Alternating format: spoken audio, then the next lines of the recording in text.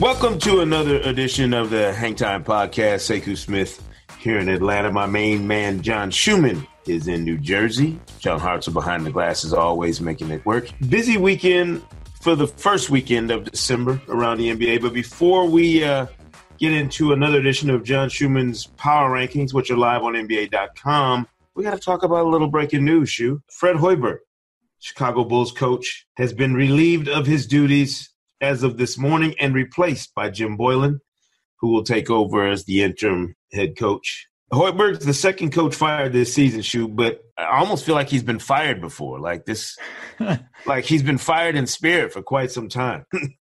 And I don't mean to make light of it. I mean, I hate to see anybody lose a job, obviously, but both of the coaches who have been fired this season have been let go from the Central Division. Tyronn Lue, 6 games in with the Cleveland Cavaliers. But the Bulls are at 5-19. The third worst record in the NBA.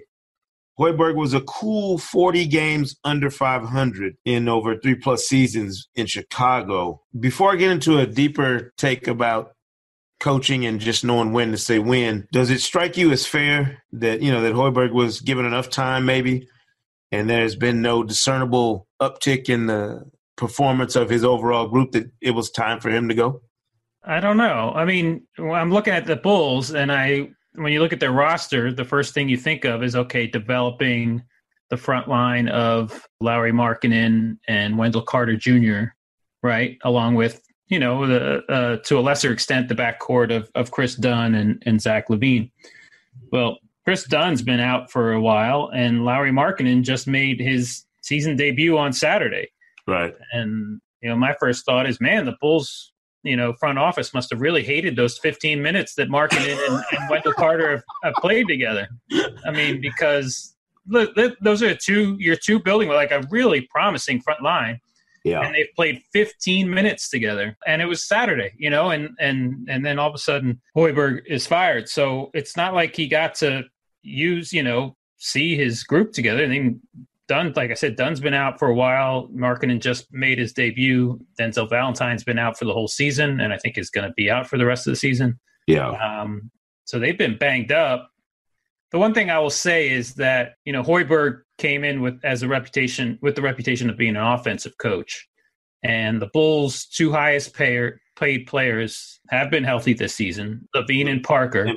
Yeah. And those are two offense-only players, let's be honest. And the Bulls ranked 29th offensively, and they were the only team in the month of November to score less than a point per possession over the course of the month. Right. So even when you take the injuries into account, I do think the offense has been a disappointment.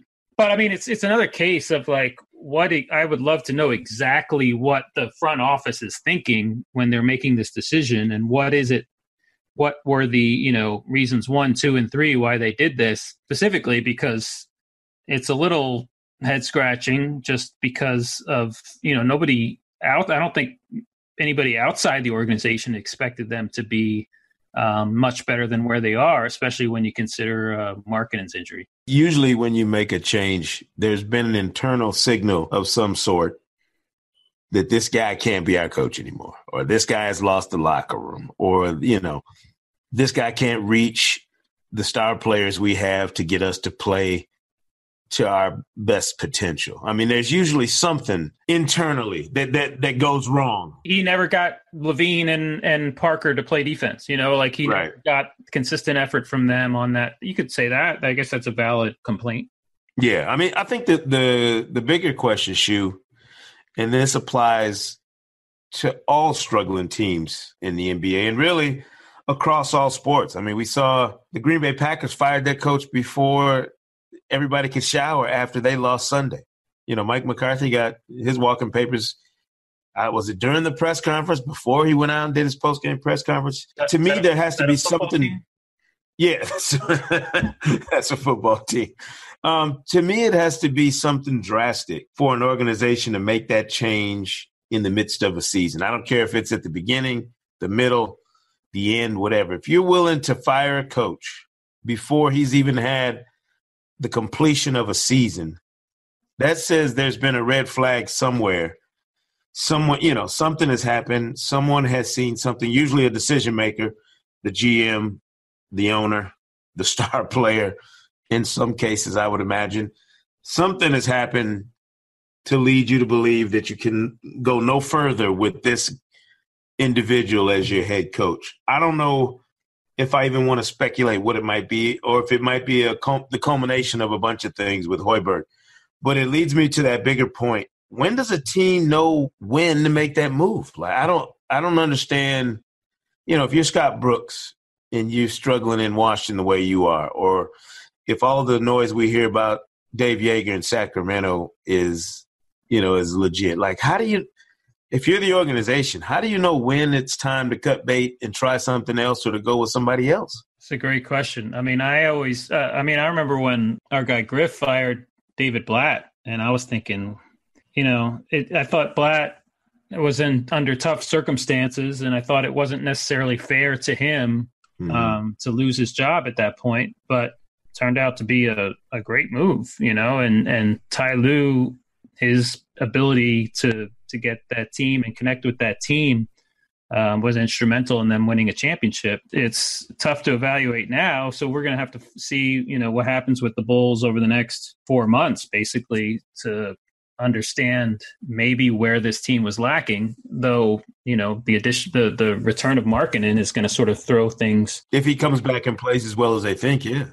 One thing I'll be curious is, early in the season, they were playing Cristiano Felicio over Robin Lopez, which was maybe the most silliest rotation thing I've ever seen, because Lopez is much, much, much better player. Right. But Felicio's got 2 more years on his deal after this one.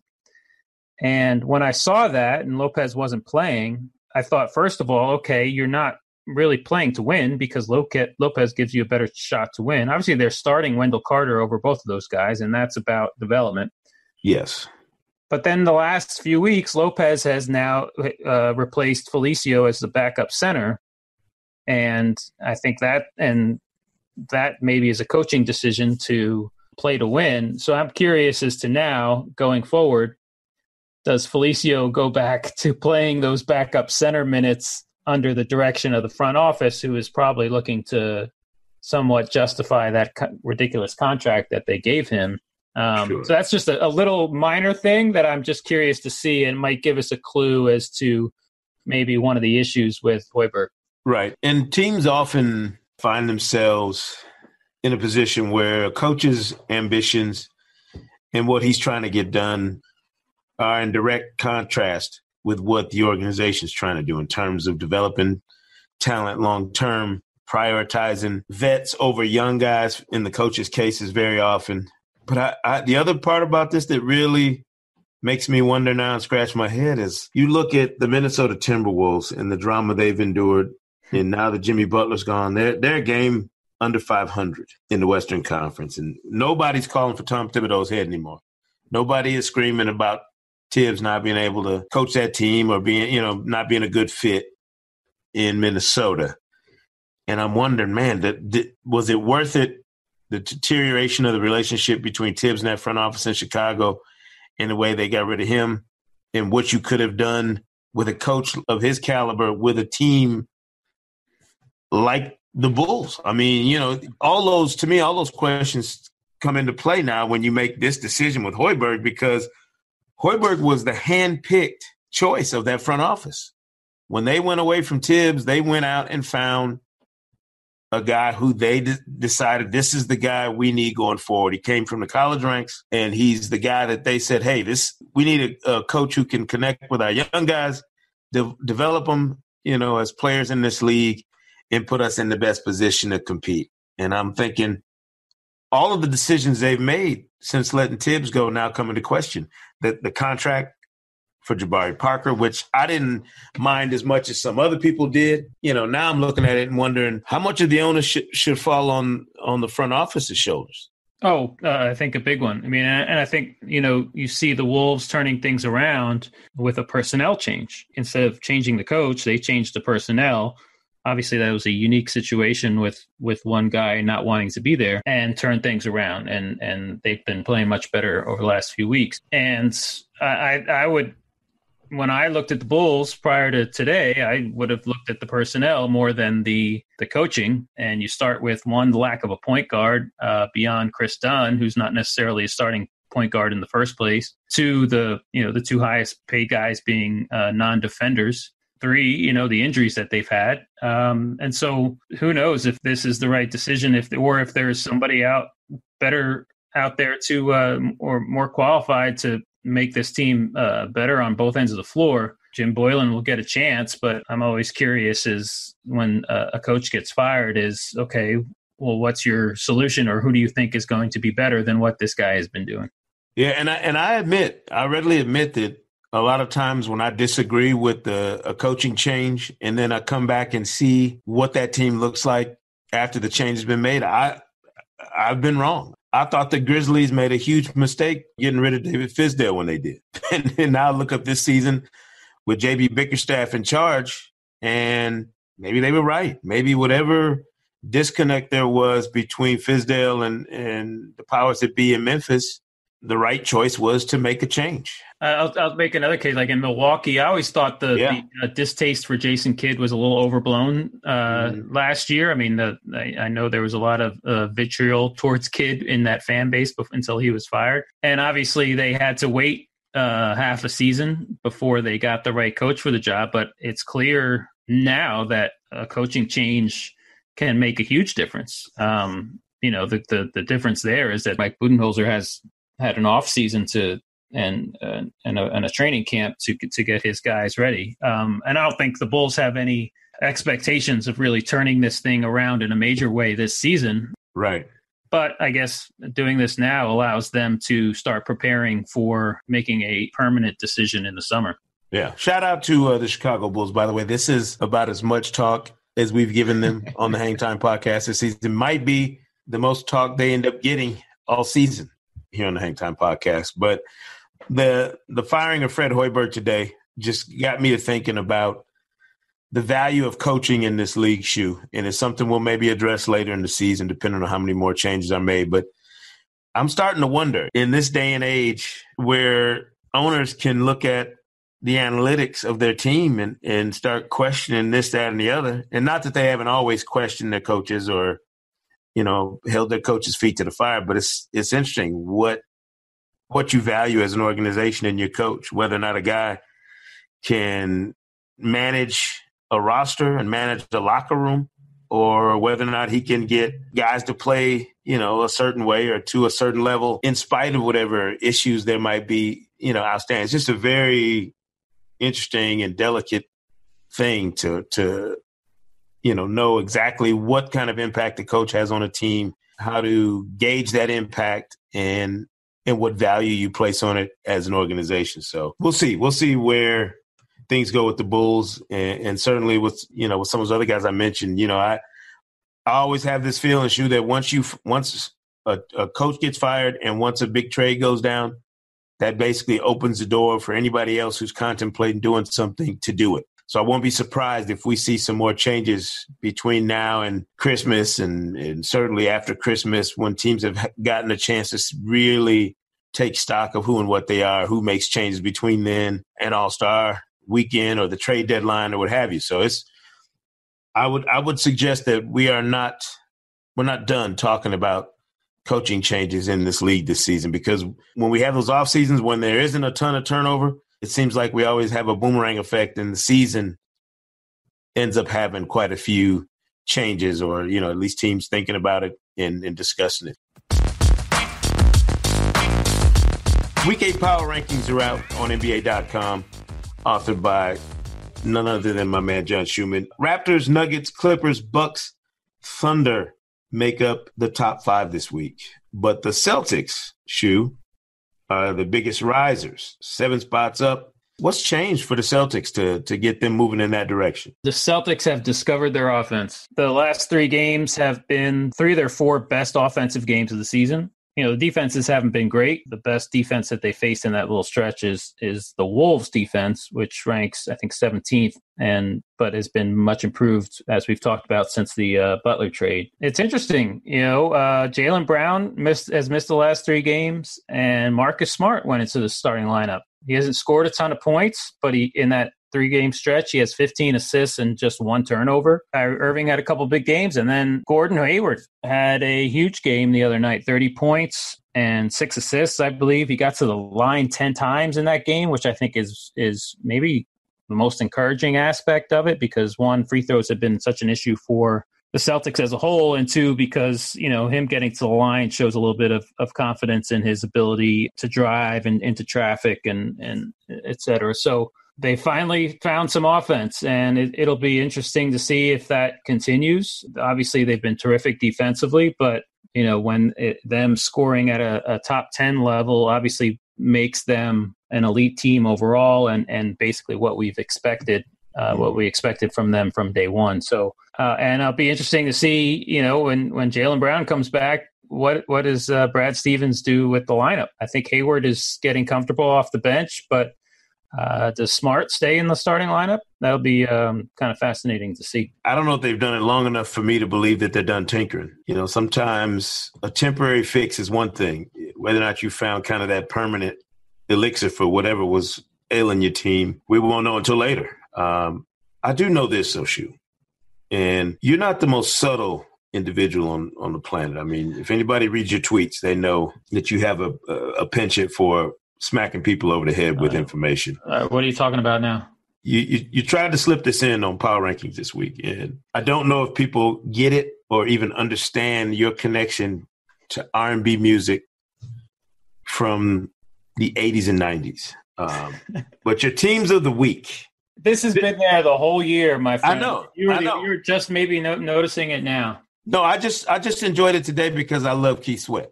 and you went with Make It Last Forever for Denver. And then Something Just Ain't Right with Phoenix. Those have been there since the beginning of the season. Right. I'm saying what inspired these two teams? I mean, I'm reading what you put here, but why are you picking on my Suns? They got Devin Booker, the finest player from Grand Rapids, Michigan in the league today. I mean, is it really as bad as it looks for the Suns right now?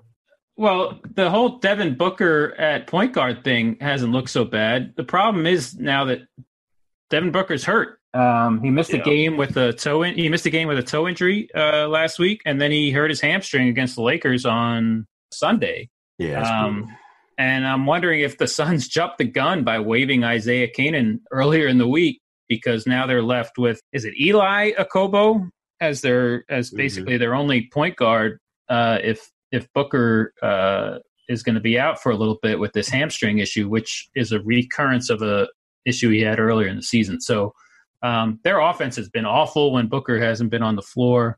And if he's, they're 4-19 right now. They're the only team in the West that has no shot, and things don't look so good. So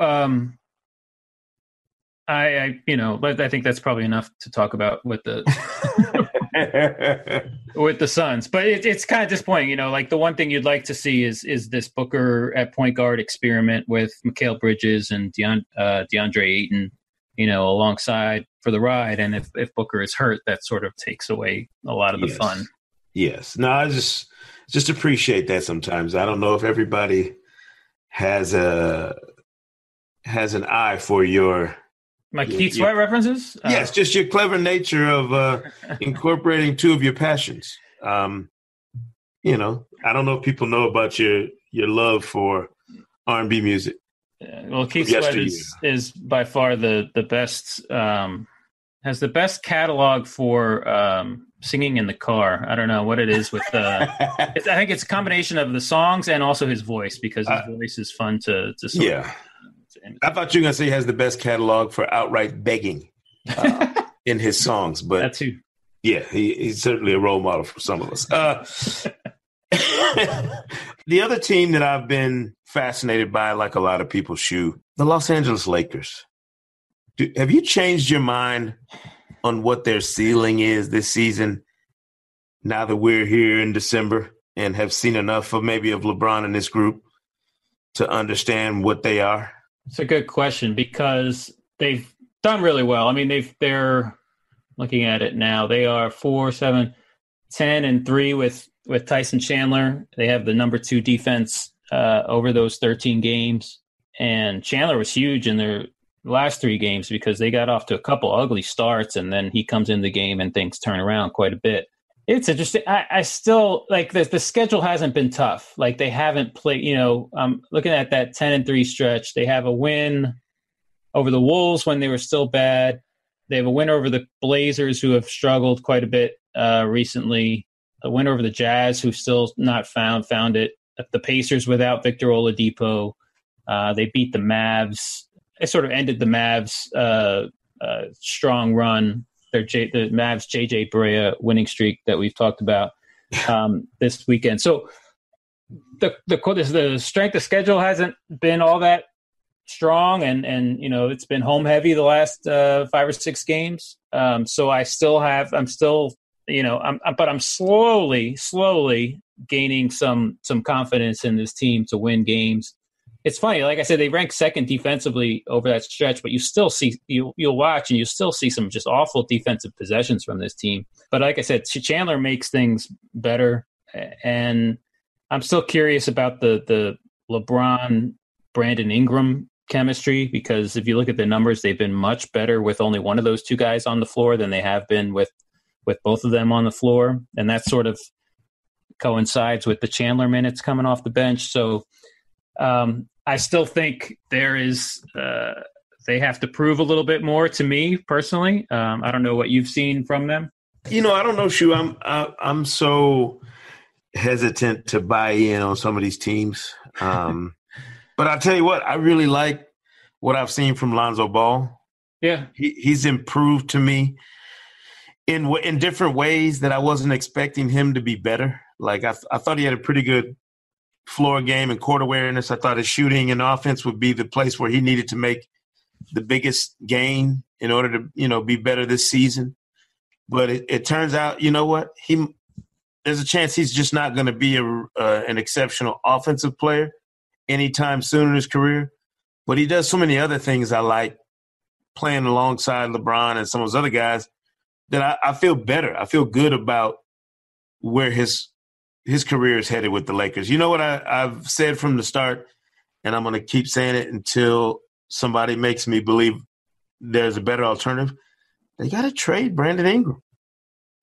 Like, you have to use Brandon Ingram, to me, if you're the Lakers, to try to get another star. Yes, and to find a better fit. So, a guy that doesn't rise or fall based on, in contrast to LeBron. Like, I think Kuzma is the guy that the Lakers hope Brandon Ingram is going to be playing with LeBron. I really do. And I don't care about draft position or profile or reputation, all that stuff. My thing is, once you get in the league, no matter how you got into the league, the franchise has to adjust to what your existence is, not to what your profile is. Well, I mean, they were willing to, and they were willing to trade D'Angelo Russell after 2 years. And yes, he was a number 2 pick as well. So, and I almost feel like they don't want to trade Ingram, because they don't want to seem like they're turning over those high draft picks time and again. But LeBron changes your math. Yeah, I mean, I think they still give it some time, a little bit, with Ingram and LeBron. But yeah, then the question is when's the best time to make a deal? Is it during the season, or is it in the summer, when teams are shopping? See, I think if you can get through this season, get into the playoffs, make a little noise with Ingram, you'll have had an entire season of he and LeBron and Kuzma and all this group to make a sound evaluation of what you should do. The question is, does his value go up or down in that Exactly. time? Exactly. Yeah, go ahead. No, that's the issue. They have. It could go great. He could end up being really productive, and you say, man, his values is really high, or it goes sideways, and teams maybe aren't as enamored with him because they've seen what he looks like alongside the best player in the league. Yeah, they have an interesting week this week. They have a home and home with the Spurs Wednesday and Friday, and then visit Memphis Saturday. The Spurs are sort of teetering on the brink of it becoming clear that they're not a playoff team. Right. Although they got an important win Sunday. Too bad they can't play Portland all the against time. Portland. I'm worried about the Trailblazers, by the way. I am very concerned. Yeah, their defense has been really bad. They've won or they've lost 7 of their last 10, and they rank last defensively over that stretch. So that is a problem. The Spurs, although I don't think the Spurs are going to ever shoot 11 for 17 from 3-point range like they did last night. Yeah, that was nutty. But Spurs have fallen to 29th on defense, by the way. After they were up to 14th just a couple weeks ago, and they've been shocking. Shocking. But I think a lot of it depends on correct me if I'm wrong. It's your personnel. Like even in a system that's been foolproof for all these years, the Spurs don't have Danny Green's gone. Kawhi's gone. Some of the guys who were staples for them, and certainly helped their defense are no longer there. Yeah, we talked about that at the beginning of the season. Yeah. Green and Anderson, particularly from the two from last year's roster. And Murray. Exactly. Not having DeJounte Murray makes a huge difference. I'm going to tell you a team, since we're talking about teams we feel good or concerned about, man, I feel good about the Sixers right now. They're rocking. I think Joel Embiid shoved his way right into the mix at the top of the MVP chase, which was reflected in last week's key race to the MVP ladder, which will continue to be reflected as long as they're winning the way they are. They've won 8 of their last 9. The Jimmy Butler trade that we were all demanding be made sooner rather than later has turned out fantastic for them. Are you willing to buy in on the Sixers challenging Toronto and Boston as the best team in the East? Yeah, I think so. Now, but eventually. I think so, and they do. They do play at Toronto this week, where they got killed earlier in the season. So that'll be a fun matchup. I think that's Wednesday.